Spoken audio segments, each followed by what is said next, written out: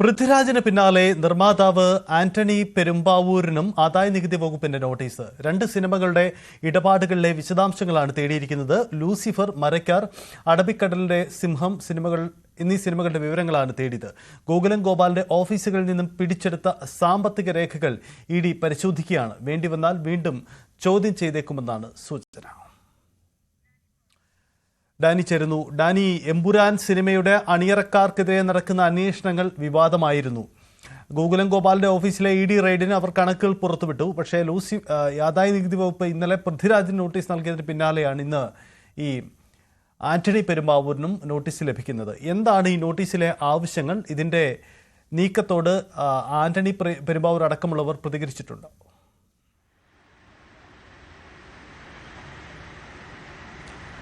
സജിത്ത്, ഈ നോട്ടീസിൽ പ്രധാനമായും സൂചിപ്പിക്കുന്നത് കഴിഞ്ഞ 2 ചിത്രങ്ങളുടെ സാമ്പത്തിക ഇടപാടുകൾ, അത് പ്രധാനമായും തന്നെ ഇതിൻ്റെ ഒരു ഓവർ സൈസ് അതിൻ്റെ വിതരണാവകാശങ്ങളുണ്ട്.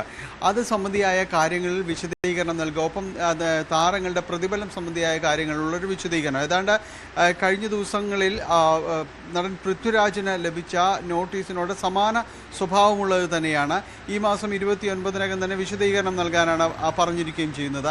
ഇതിൽ പറഞ്ഞിരിക്കുന്ന 2 സിനിമകൾ, ഒന്ന് ലൂസിഫറിൻ്റെയും മറ്റൊന്ന് ഈ മരക്കാർ അറബിക്കടലിൻ്റെ സിംഹം എന്ന് പറയുന്ന ചിത്രം.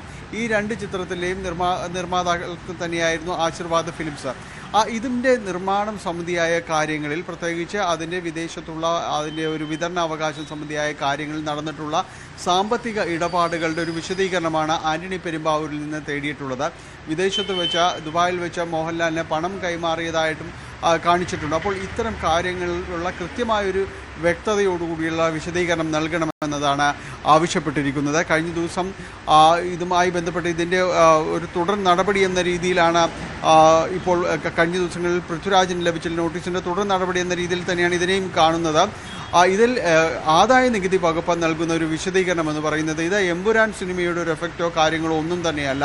2022-ൽ മലയാള സിനിമാ മേഖലയിലെ പ്രധാനപ്പെട്ട നിർമ്മാതാക്കൾ, താരങ്ങൾ ഇവരുമായി ബന്ധപ്പെട്ടുകൊണ്ട് പരിശോധനകൾ നടന്നിരുന്നു. അതിൽപ്പെട്ടതായിരുന്നു ആശീർവാദ് ഫിലിംസിൻ്റെയും അതോടൊപ്പം തന്നെ പൃഥ്വിരാജിൻ്റെ നിർമ്മാണ കമ്പനി, ദുൽഖർ സൽമാൻ്റെ നിർമ്മാണ കമ്പനി, ആൻഡ്രോ ജോസിൻ്റെ നിർമ്മാണ കമ്പനി, അങ്ങനെ വിവിധങ്ങളായ പ്രധാനപ്പെട്ട നിർമ്മാണ കമ്പനികൾ പരിശോധന നടന്നിരുന്നു. അതിൻ്റെ തുടർച്ച അത് തന്നെയാണ് ഇപ്പോൾ നടന്നിരിക്കുന്നത്. ഇതിൻ്റെ ഒരു അസസ്മെൻ്റ് കാര്യങ്ങളെല്ലാം തന്നെ നടന്നതിന് ശേഷമാണ് വീണ്ടും ഇതിൽ ഒരു വ്യക്തത തേടിയിരിക്കുന്നത് എന്നതാണ്.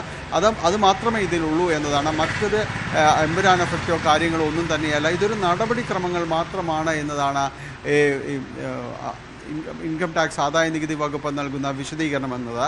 ഇതിൽ ഈ മാസം 29-ന് മുൻപായിട്ട് തന്നെ ഇതിൽ കൃത്യമായ രീതിയിലുള്ള വിശദീകരണം നൽകണമെന്നതും ഇവർ ആവശ്യപ്പെട്ടിട്ടുണ്ട്. ഏതായാലും ഇത് സംബന്ധിയായ കാര്യങ്ങൾ ഉയരുന്നൊരു വിമർശനം പൊതുവിലുള്ളത് എമ്പുരാൻ സിനിമയുടെ ഒരു എഫക്റ്റ് അത് തന്നെയാണ്, അതിൻ്റെ ഒരു തുടർച്ച തന്നെയാണ് ഇപ്പോൾ നടക്കുന്നത് എന്ന രീതിയിൽ തന്നെയാണ്. പൃഥ്വിരാജിനും വന്നിരിക്കുന്ന നോട്ടീസിൽ കഴിഞ്ഞ 3 ചിത്രങ്ങളുടെ പ്രതിഫലം സംബന്ധിയായ കാര്യങ്ങളിൽ വന്നിരിക്കുന്ന സാമ്പത്തിക ഇടപാടുകൾ സംബന്ധിച്ചൊരു വ്യക്തത വേണം. അദ്ദേഹം നിർമ്മാണ പങ്കാളിയായിരുന്നു എന്നതാണ്.